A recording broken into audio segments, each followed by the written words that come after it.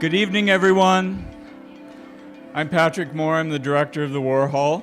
I want to welcome you all to the Andy Warhol Museum, and thank you and welcome.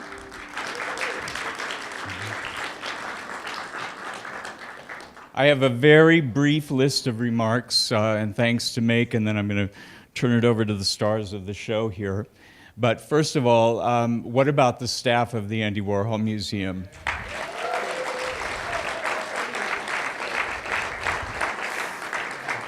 They show up and make this happen every day, so we're really grateful to them. And also the Portrait Society of the Andy Warhol Museum, who are your hosts this evening. Thank you, Portrait Society. Thank you. But primarily, my job is to thank the donors who made this possible this evening.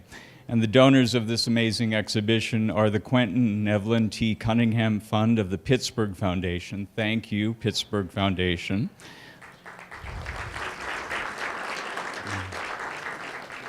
The Fine Foundation, and it's very special because Jessica is the Milton Fine Curator of Art here.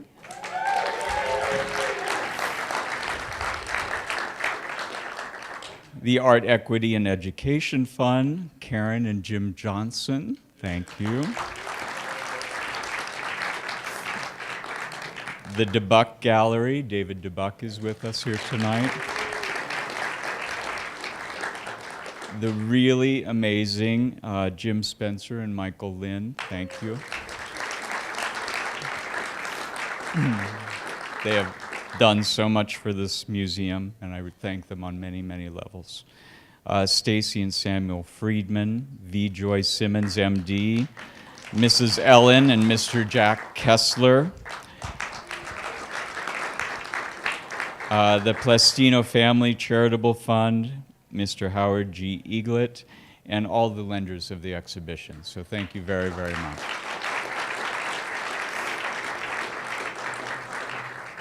I do want to say that, you know, it is an extraordinary pleasure, responsibility, and honor to be engaged with an artist who is going to have an extraordinary career, and that is our friend Devan Shimoyama. So we welcome him to the museum.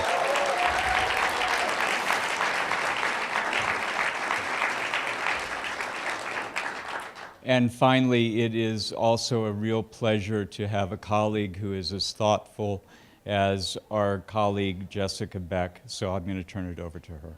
Thank you.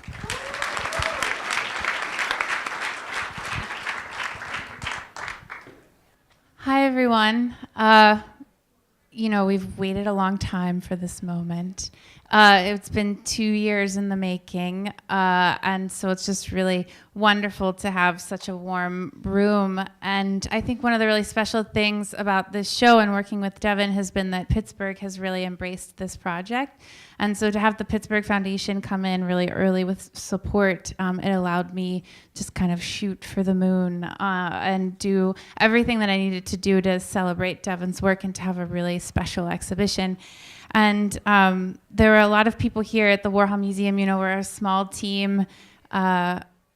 We can be we're kind of like the scrappy alley cats to Carnegie Museum of Art's fancy feast. So I really, you know, I have to rely on the team here. And so Kenny Marshall and Alyssa Osiel from our exhibition staff just, you know, are kind of completely indispensable. Alyssa is just an amazing right-hand person to work with on an exhibition. She anticipates my needs and she's patient when I change my mind, which I tend to do. Charlene Badula from Communications helped make the live stream tonight possible into the lobby so that many of the people here could see our talk. She's been helping with the amazing press that we've had for this exhibition already. Jessica Tack and Stephanie Celia from the development department helped coordinate this amazing evening and all of your invitations. Abigail Sheehan Franson helped me with this catalog that became a really important part of the exhibition, and it's up here on the screen. And one of the really important people that made this catalog so beautiful is Shannon Jagger, and I'm not sure if she's in the room tonight, but she's hopefully here at the exhibition, and she just really understood the work and created this exceptional, beautiful catalog which is here and on sale in the gift store.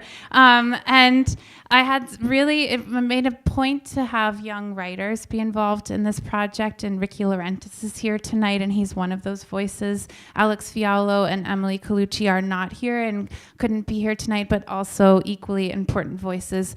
And you know, really the staff at the Andy Warhol Museum, I couldn't have done this show without them, and also the acceptance to take this risk of working with Devan, artist that at the moment that I went into his studio wasn't known to the degree that he is now. So Patrick and senior management were really open to taking that risk with me, so I'm really grateful for all of that. But another person who was really instrumental in all of the fundraising was Clark Crowley Bunyard. So he came in kind of like a little guardian angel and flew away, but was with me at a really important moment to raise a lot of funds for this show. So, but the person that deserves all of the thanks is Devan. It's just been a really beautiful journey.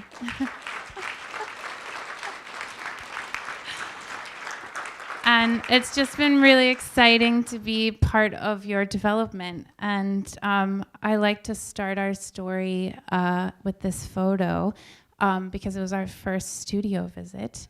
And it was kind of, it felt like a sort of magical, quick moment because I walked into the studio that you can see is pretty bare bones at the time. You didn't have a working sink. You only had one canvas that was finished. But I just remember walking in and kind of immediately knowing that I needed to do a show here at the Andy Warhol Museum with this person. And I don't usually do that with studio visits. But you were talking a lot about your work and what's behind your work. And I remember at one point I sort of stopped listening and just was really excited about trying to come up with a way to pitch the show back to the senior management here at the museum. But what's happened kind of magically too on the wall, the one painting that was finished is He Loves Me Not, which is now the cover of the catalog. So it's a nice special connection back there. But Devan, I think we should start with this moment in September 2016 was before you had the Pulse Prize in Miami, before you had your show with David DeBuck, before the New York Times, before the Studio Museum.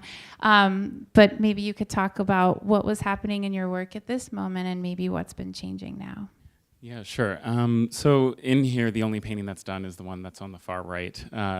When you even brought that up, the idea of somehow getting that into the Warhol, I just kind of laughed. I was like, okay, sure. You know, you're looking at one done painting.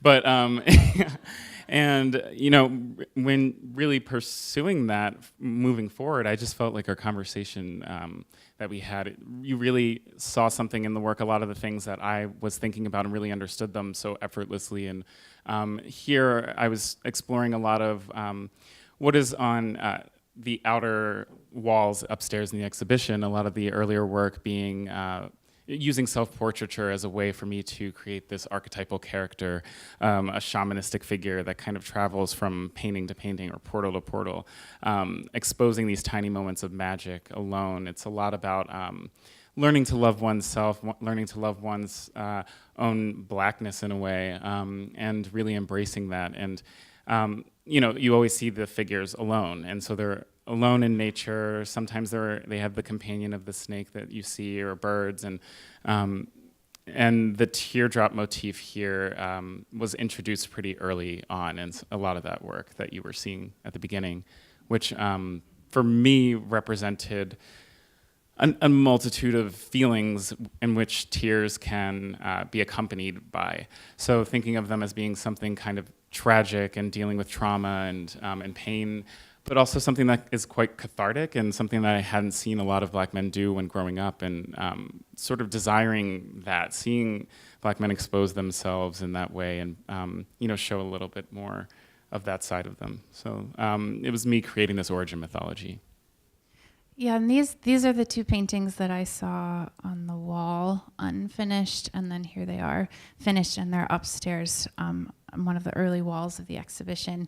And I think for me, when I first walked into the studio, the initial thought that I had in my mind was Warhol's Ladies and Gentlemen paintings. And that kind of was really what was the core of our conversation and became the core of this exhibition for me, of really highlighting Warhol's practice through Devan's practice and Devan's practice through Warhol's practice. And Warhol's Ladies and Gentlemen paintings from 1974 and 75 are a body of work that have often been shrouded in shadow. They were never shown in the US during his lifetime. The majority of those canvases still are in private hands in Europe. And so here we have in the collection a really beautiful example of this body of work. Warhol was commissioned by an Italian collector for 100 canvases, but he ended up making something like 258 canvases in the end, and used 14 models and took something like 500 Polaroids. So it became this real kind of, I think, moment for Warhol of a little bit of envy, maybe a little bit of joy in his practice, and an unusual side to him, I think, kind of bringing out the thread line of drag in Warhol's practice and Warhol's experience. And so that is what I saw when I walked into that little space with one finished painting, was this connection back to Warhol. So in the show, I always wanted to bring in the collection. So on the 4th floor, you'll see Warhol's Ladies and Gentlemen series with Warhol self-portrait wallpaper, and mixed in that is one of Devan's brand new paintings of Miss Toto, who is here this evening. But other connections between the work wasn't just color and palette, it was also about body language, expression, identity, race in the work. Ladies and Gentlemen is a body of work primarily made up of queens of color. There's only one individual that's still unidentified, and they're just a really important body of work for Warhol. And I think for you, Devan, this was also an exploration into Warhol in this way, because when we had that first conversation, you were somewhat aware of Warhol's Ladies and Gentlemen paintings, but not fully. And so it was after I showed you the connection back to the work that you had thought, oh, wow, this really does make sense here at the Warhol. Yeah, a lot of what I thought was interesting is even thinking about these queens of color and their imperfections, and a lot of the Polaroids, which we were just talking about earlier today, and seeing the veil of color and the celebratory mark making, and the way in which a lot of those imperfections are erased is something that somewhat happens in my work, but when you get up close, you can actually see them. So, the way in which I was working kind of mirrors his practice in some way, in that I am rendering from photographic imagery a portrait, but allowing those flaws to be totally embedded in that surface, and then slightly obscuring them with a veil of color. And so I see the relationship completely there, yeah. Yeah, and when you're upstairs on the 4th floor, we have all of the Polaroids that we have in the collection scanned, so you can see those flaws come out. For instance, Wilhelmina, the main queen in this series, has some missing teeth that she covers with her tongue in the Polaroids. But in the final painting, you see nothing but sort of feminine beauty and really iconic beauty. Warhol kind of elevating these queens to the same standards of his other portraits of other beauties. But beauty and desire are another, I think, important subtext to the exhibition and to the work. And we had talked at one point about doing sort of different sun moments in the floor plan of the show. So you'll see moonlight on one side of the exhibition, and then kind of a sun moment. And Butterfly Eater is one of these kind of crimson sun moments on the other side of the show. Yeah, I had thought initially a lot about the really colorful paintings that you'll see on the sunlight side, where the skin color changes from reds to yellows to browns to blues. What's interesting to me is to also think of the sort of multitude of what blackness even means. And I think that using a color story to kind of tell that, and through magic and creation mythology, was really fun for me and fascinating, and a learning experience. And I think about it even with Warhol's Ladies and Gentlemen, the way in which he's using color to explore those quite interesting layers of blackness. A lot of them, if you look at their Polaroids, you'll see a lot of them are maybe Latinx, maybe don't immediately register as black. And so it was interesting to think of that, and also to think of blackness as being quite American. And I do think that's something that's significant in this work, is this sort of, in these mythological paintings where the snake accompanies the male figure in this, they become companions, they care for each other, they're both seeking their origins through these different dimensions. So I'm thinking of the snake as this creature that's been uprooted from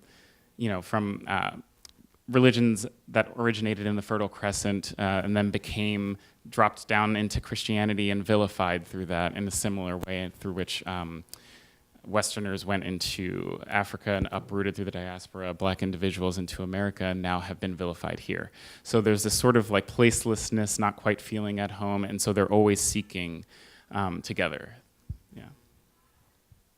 And one of the journeys for me as a curator working with Devan has been following the change in his work and kind of just constantly having to step along with you and change the format of the show to reflect the change in the work. So each time I did a studio visit, a new body of work, a new idea had started to emerge, so that had me going back to the drawing board with the floor plan. But everything really did come together for this. And what happened now with the exhibition and the floor plan was this sort of inner warm glow inside the center of the exhibition, a sort of heart to the exhibition of these barbershop, this really tender moment in the center.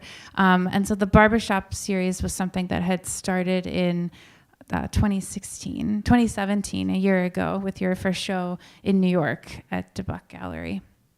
Yeah, so here, actually, it's interesting to look at these two paintings. The first painting on the left is what I did after the Barbershop series. So there's still clippers and there's still this self-care routine, but actually for me, that's the difference is that a lot of the paintings that you'll see up there are fictional individuals that I've used a composite of a number of images of people to create a kind of range of ages of boys and men getting their hair cut in a fictional sort of drag aestheticized barbershop. On the left, you'll see a portrait of someone that I do actually know, one of the two individuals who I've painted multiple times since, who I was in a conversation with about things that we do in order to not have to go to the barbershop, this place in which I can remember and relate to other individuals who identify similarly with me, of it not being quite the safe space of fraternal male bonding, which it sort of positions itself to be. And I just remember thinking that was so significant, so I wanted to actually represent those individuals specifically as who they are, with their own products in their own spaces, these kind of cramped bathroom spaces that you'll see, and I believe it's 4 paintings upstairs. So that's where that imagery is coming from. Also, a lot of these I made, I had seen Kerry James Marshall's retrospective like 5 times. I was just totally obsessed with it. And but then I remember reading a lot about what people were taking from a painting that had been made, such a significant painting of his that I think is sort of revolutionary in a way, of the barbershop and then also the beauty shop. But people were looking at it in this way as if it was made right now and still indicative of what what it is like to be a Black individual, as if this was this blanket statement that this is what it's like. And I felt like that wasn't exactly my experience in that space, being a queer individual, feeling like the need to sort of not speak aloud to expose the way that I'm speaking, because receiving a haircut is such an intimate experience between two males, generally speaking, that, not wanting to sort of out yourself in that space. Yeah. Yeah, and I think we don't have the slide here, but the Kerry James Marshall painting from '93 to style, I think that is a really great example of this community, fraternity, chatter, noise in that canvas that you see with chords and references to Muhammad Ali and the female body, kind of talking about women maybe in that space. But Devan's are about kind of isolation and feeling maybe perhaps alone, and then covered in this feminine warmth. But the other reference that we don't have up here, I think, is the hands to the barber. In Kerry James's painting, you can see the barber takes on almost this christening blessing over the person he's cutting who's having their hair cut. But in Devan's paintings upstairs, you see the barber's hands are actually Rihanna's fingers. So literally transforming that back to a pop reference and a female reference. Often feminine warmth is another sort of underbelly, I think, to the exhibition. But I think something that was really important to keep at the core, too, of the exhibition, Devan really balances both optimism and joy in the practice, and beauty with loss and pain as a subtext. So Cry Baby itself, the title of the show, kind of walks both of those lines as well. And so these totem pieces emerged in 2015, started in 2015 with Fire Island Residency, and maybe you can talk a little bit about that. Sure. So my time on Fire Island Artist Residency, I had to actually apply with a proposed project that I would pursue during my month of residence. And the initial project was surrounding this idea of going there, this being a space that's highly concentrated with queer male-identifying individuals. I sought that out as an opportunity to then connect with other Black queer men on that island and photograph them, having them sort of become the night sky. So these nighttime portraits covered in glitter. The problem was I encountered maybe like 2 other Black people while I was there, and had never felt quite so invisible. And it was a really, really bizarre cognitive space that I was in there, especially because during that time, Sandra Bland had just gotten murdered in prison. The Emmanuel Church shooting happened where those 9 individuals were murdered. And it seemed as if no one was doing anything but partying and hanging out, and I was so in my head about that. So I did a lot of solo, by myself, walkabouts throughout the island, collecting materials from performances that happened, from drag performers to performance artists, talking with them about a number of things that were happening outside of here. I also collected white rocks by myself at low tide 2 times a day, and wasn't really sure what I was going to do. And on the very last day, I did this photo project where I fully embodied the shamanistic character that appears in my paintings. I took apart that portal that I created here out of driftwood and created these swings and dedicated them, along with a number of other objects while I was there, to some of those Black lives that had been lost in such tragic ways. So that swing is one of the first iterations of the For Tamir series, for Tamir Rice, the 12-year-old boy who was shot on site by police officers on a swing set.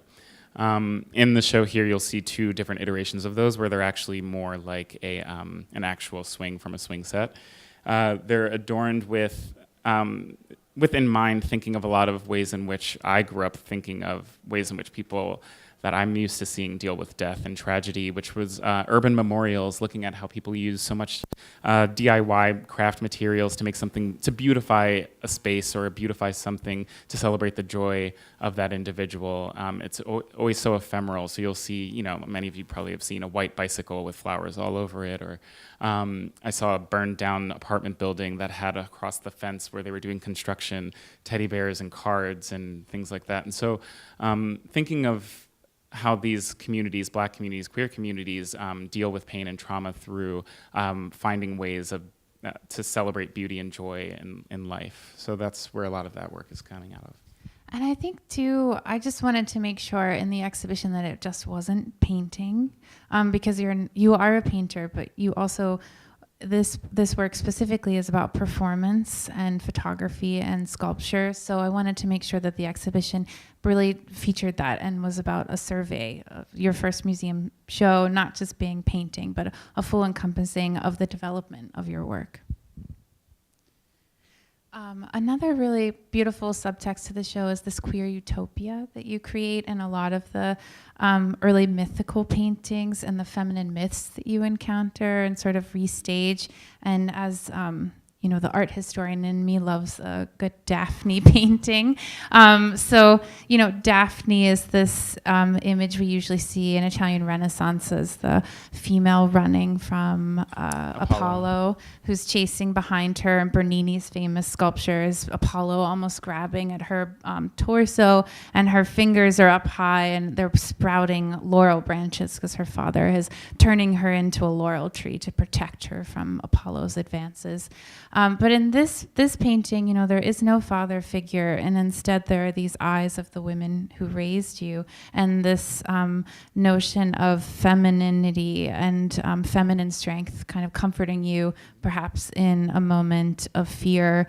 And you really restaged this too in this really romantic, mythical swamp marshland in the background. And I think another important moment in these earlier paintings is that the flesh tone of your figure, your body, actually takes on the colors of the background, of the landscape, almost like bringing the body back into the land or back into the earth. So thinking about sort of the science fiction in some of your interests too.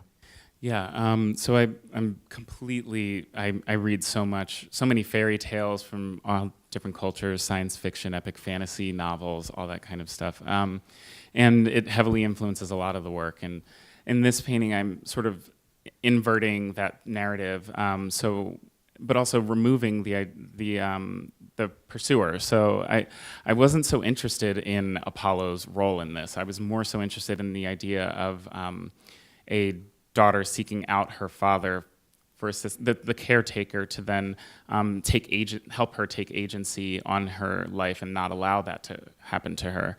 And also in this painting, you'll notice that in the background there are other trees with little eyes peering out to sort of allude to the idea that this has maybe happened before, but it's a community of individuals who now are together and at peace. And so, the eyes that you'll see throughout the exhibition that are collaged on are a mix of eyes of my mother, of my aunt, of my grandmother, but also of just a multitude of eyes of Black women, female models and icons and things like that throughout magazines that I find, just to keep it a little bit more open, but they are indicative, similarly to the Rihanna fingers that you'll see.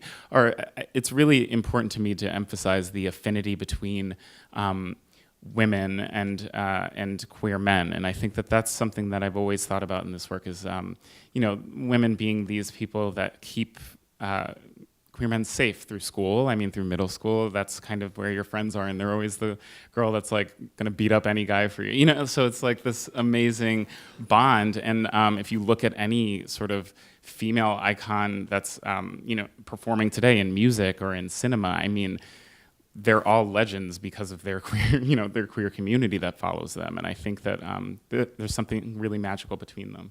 Yeah. Yeah. I feel like I'm now part of your posse of women supporting you. Yeah. I just have to say that. Flood was this painting that I walked into the studio in 2017. You had changed studios, and you had started Moon Twins, and it wasn't finished, and it was the yellow underpainting in the exhibition, but Flood was done. And for me, this painting for a while was like the central image of the exhibition, and because I think many of us were experiencing a little bit of horror after the election and trauma in many ways. So at that moment, and this is what's so great about your work, is that it really truly reflects like conversation and dialogue happening at its time that you're making it. So in one way that's amazing. In another way for the show, it was hard to keep up with that. But here for a while I was thinking about America in this moment and how we should have this conversation here at the Warhol Museum and how it would be important to have in the show. But ultimately what started happening with the planning of the show is making sure that the joy and the beauty was more central to the story of the show. Yeah, this painting I made in about a day and a half right after the election, and it's the only one in the entire exhibition that has the kind of the tears, this kind of gloominess in the background, but also in the foreground. It's the one time where you see the snakes actually totally in turmoil completely. There's angry looking eyes instead of them sort of more soft or curious or thoughtful. I think, yeah, for me, that was a really intense moment of just sort of disbelief and almost betrayal in a way, but also thinking of what was next beyond that. So then going back to the more positive way, the positive route, how do we then get through this and power through moving forward? So, just expel the energy, get it out, and here's the painting, and then move on to the next thing. And I usually seek to use fiction as a way to navigate through speculative fiction as a way that looks to what's actually happening and maybe presents an opportunity to see it in a different light or to try to unpack the possibilities of how to resolve certain issues. And so I think actually the next painting that became the center of the show does it much more effectively for me. And sort of, you kind of see my whole trajectory of how my emotional state or my mental state was going through and how I was actually trying to unpack and figure out these things. How do I exist and navigate this world without just totally every day feeling overwhelmed with the news or with all of these insane things happening. And at this point, when I made this painting just a few weeks ago, which is entitled Weed Picker, having recently become a homeowner, thinking of all the things that I didn't think about when I bought a house, which was like, my lawn is terrible. But actually maintaining and tending to one's home in the same way in which one tends to one's body. And so, and also thinking a lot about Black ownership and how important that is so as to not be so easily disposable or displaced. And so in this, I also remember just thinking so much of Black spaces, Black communities, and how there's this sort of contradiction of acceptance of someone like Kanye West. So in the background of that painting, which denotes a gang territory, the dangling shoes, those are a pair of Yeezys, which are a sneaker that are made by Kanye West, but in China, but he wears a Make America Great Again hat made in China.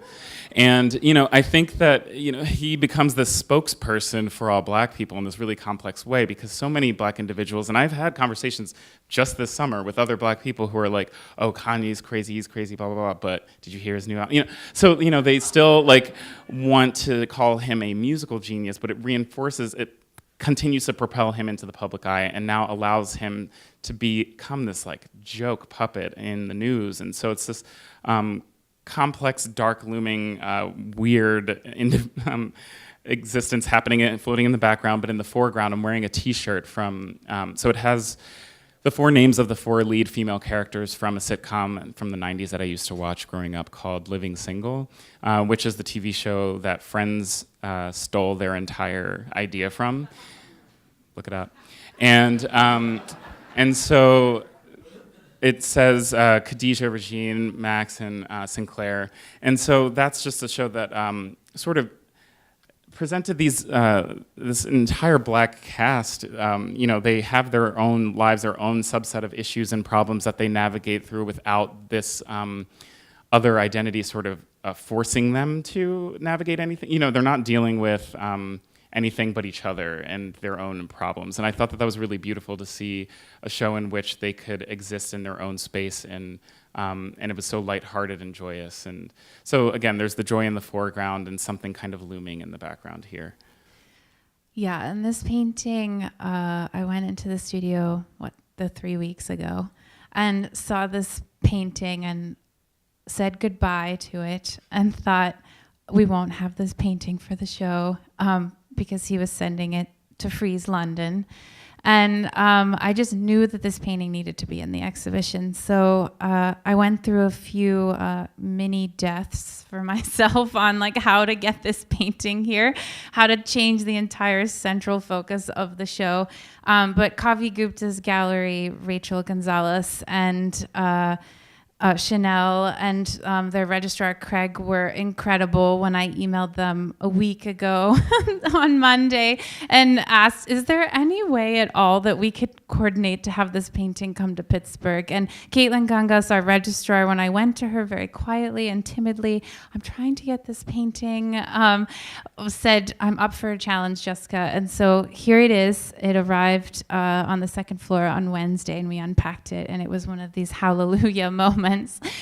Because it really, truly is your emergence in the painting and in the exhibition and as a painter. It's a stunning canvas. It's you, full scale, in your own home, on your own land, about self-care and self-preservation and beauty and joy and feminine community around you and on your body. So it just became this moment of the show that really sits as the central focus point.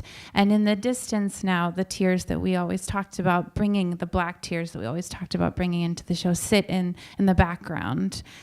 So here there are no tears, but there's a hint of it in the distance. So fully, truly, this becomes kind of the crown jewel of the exhibition.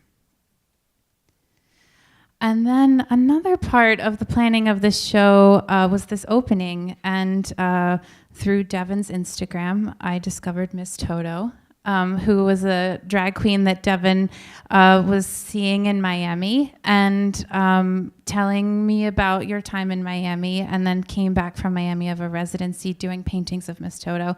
And so I saw her performance of Harriet Tubman at a club on Instagram, and knew that I needed to bring her here somehow. So I brought her here in two ways. She is here in the painting on the 4th floor of the exhibition, and has now become the true keystone back to the Warhol connection. And Devan, maybe you can talk about the drag, kind of the experience in Miami and getting to know Miss Toto and other drag queens in Miami. Yeah, I went to Miami this summer for the Fountainhead Residency, and so I went with the intention, knowing that I wanted to reach out to local drag queens, not in South Beach, just because that has a longer history. I really wanted to interact with some queens that were doing something a little more unconventional and exciting. And so I noticed that she had been getting a lot of local press, and I was really curious. You know, she's a bodybuilder, a fitness trainer, and you know, I got to talking to. I reached out to her and said, "Look, I want to make some fan art of you, unabashedly so. I'm not shy of saying that, because I think that what I wanted to do was really uplift a lot of what she was doing. I mean, she's someone that's down there using performance and unconventional notions of beauty and femininity to discuss those issues, but also to fundraise for you know, different LGBTQ youth to have affordable housing in Miami. And so she's doing a lot of really, really beautiful work. And I think that you know, she's creating community. She's bringing really young queer people of color into her home, into her drag family, and they're performing together. And you know, some of these kids are like 18 to 21, and you know, she's giving them a voice, a platform in which they can express themselves and stay in Miami. And so this is the first time, maybe the past 5 years, that young queer Latinx people or Black individuals are actually staying in Miami and building a community. And so I thought that was so important to kind of celebrate that while I was down there and make use of my time in that site specifically. And so I made this painting of her, and I've made a number of other works that feature her, and some of her friends that perform with her in Miami. I showed some of those at Expo with David DeBuck's gallery in the booth, and it's just been really wonderful hearing her backstory and her, you know, some of the unconventional things she does, like you know, coordinating what is it, like a celebrity death match, wrestling and drag. I mean, it's incredible, the stuff she's doing. She's putting an entire actual wrestling rink in a space, throwing a party, and having people perform.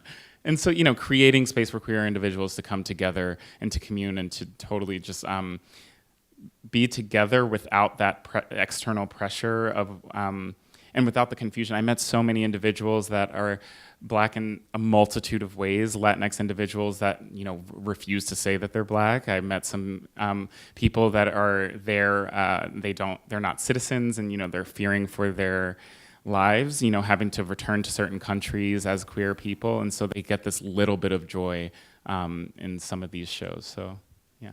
Yeah. And I think too, the other thing that I've really enjoyed about putting this show together with you is that when we had that first studio visit, it was about your work being really amazing and about you being a really amazing person. And I think often in the art world, we kind of gravitate towards artists who are already represented by a gallery or have a big career. And so it was really important for me to just know that the work would sing here at the museum, and to take that risk with you, and just to help you develop your work and your practice and showcase it here. Thank you so much. Because it's really significant that I genuinely did think that was a joke, like asking me that. So it really, I mean, just believing in my work and having everybody here, the team, and believe in my work so much, and being able to watch me grow through this entire process. That show really does show you my entire, like, professional career post grad school. So I mean, it's everything from the second I got out up until now, and it just means so much to me. So thank you. Yeah. Well, another thing.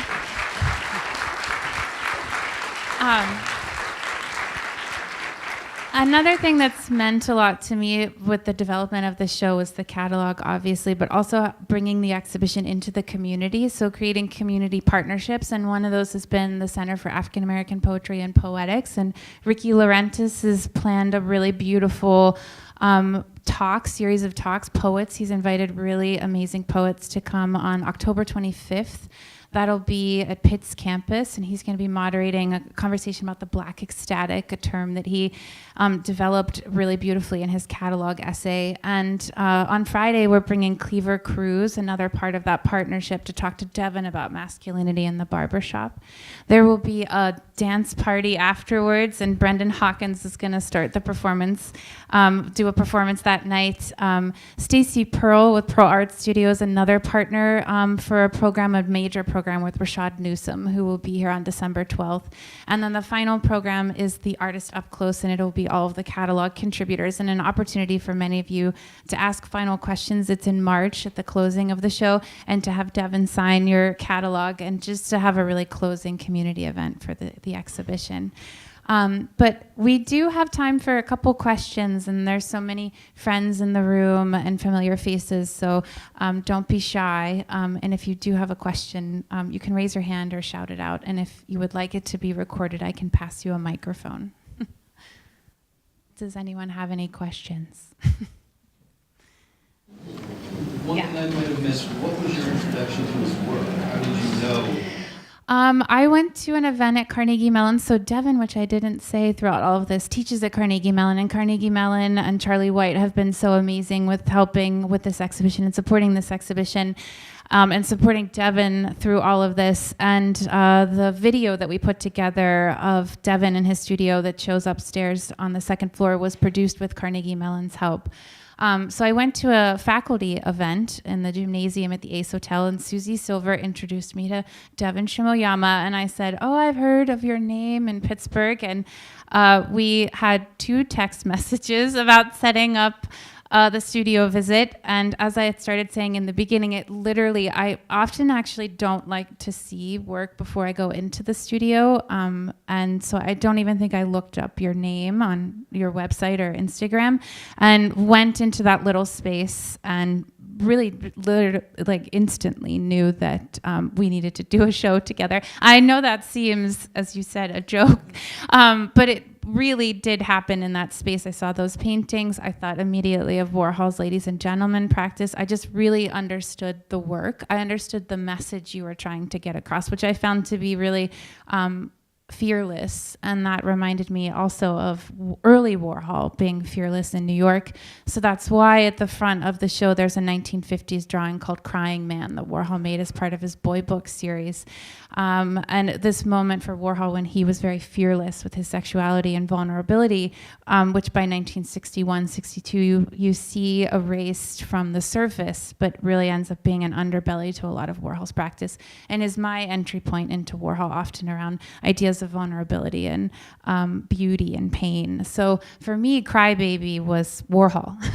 Was a way to see Warhol and a way to celebrate Devan, and just to really situate your practice in this long tradition and a long history. So we probably have time for one more question, if anyone else has any other questions. Yeah, Melissa. This is kind of a difficult one. I should have asked it earlier, but I think I was wondering, this is to Jessica and then in part to Devan, to both of you, but Warhol's relationship to race is really complex and difficult.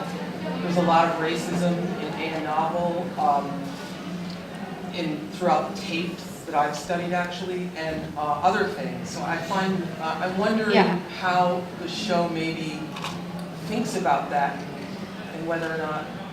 Yeah, and that was also, I mean, that's another major reason why I wanted to do the show, because I wanted to make sure, there are many different ways to read Warhol, and for me, it's not just the story of whiteness. And I think the Ladies and Gentlemen paintings are a moment when you see him shifting, and even the the 258 paintings he made might have been about joy, but they also might have been about a way to deal with black skin on the palette, on the canvas. So I think that for Warhol, I think the whole point of this for me was really bringing out the problematics too with the Ladies and Gentlemen series.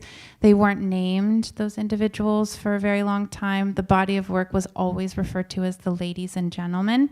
And since the last volume 4 of the catalog Raisonné, they've been named now. And so that was a really strategy for me as a curator, to put their names on the labels and have their biographies upstairs. So we know, for instance, Marsha P. Johnson is one of the queens. Wilhelmina Ross was the star of the series.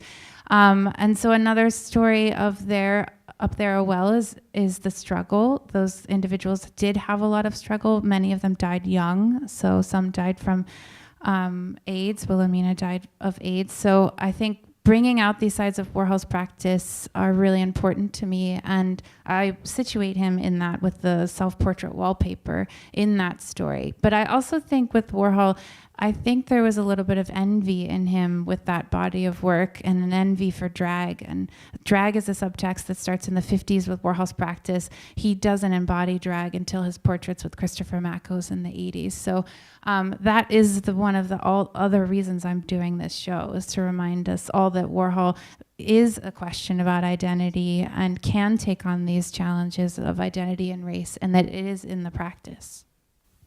Yeah, and I guess just to add on to that, I just actually had a pretty extensive conversation with Antoine Sargent, who's writing a really great piece right now for the New York Times. And so where he's actually reaching out to a number of artists of color and discussing that exact thing, looking forward to his retrospective that's coming up at is that at the Whitney, is that right? Yeah. Yeah, so I've had that conversation, and it's really interesting to talk about the things that I simultaneously reject but also accept into my own practice and thinking of him and my relationship to his work being in this space. I think it's a complex thing. There's issues there, and with representation, and also with like you said, the sort of namelessness, when someone was named and when they were celebrated versus not. And I think that it's, I talked about it a lot, so I hope you look forward to reading that. I think it really unpacks it in an interesting way with a multitude of artists of color talking about it. Yeah, and I guess I should just say that my grad dissertation was on Glenn Ligon and Andy Warhol. So for me, Warhol has always been a reflection on identity and race, actually, and the challenges with that. I think Warhol had a lot of challenges with his own identity and could kind of see the practice. It comes out in the practice in a way for me. When I was at the Hirshhorn Museum, Kara Walker, I suggested she come to speak about the shadows. She gave one of the most beautiful talks about Warhol using the Invisible Man, the opening passage of Invisible Man. And so I think that's been my challenge that I set for myself as a curator, is to remind people that Warhol isn't just a story about glamour and Hollywood and fashion, and that it's much deeper about a struggle of existence, actually. We'll take this last question. Devan, since you had to suppress your identity as a young person, does that flow over into life in an inability to identify yourself? If you're Philadelphian, some of us identify as athletes, some of us identify as Philadelphia. But when you're young and you have to suppress this, such an important part of your being, does it flow over as an adult into questions of your real identity, not just in your sexuality, or does it flow over into like, who am I?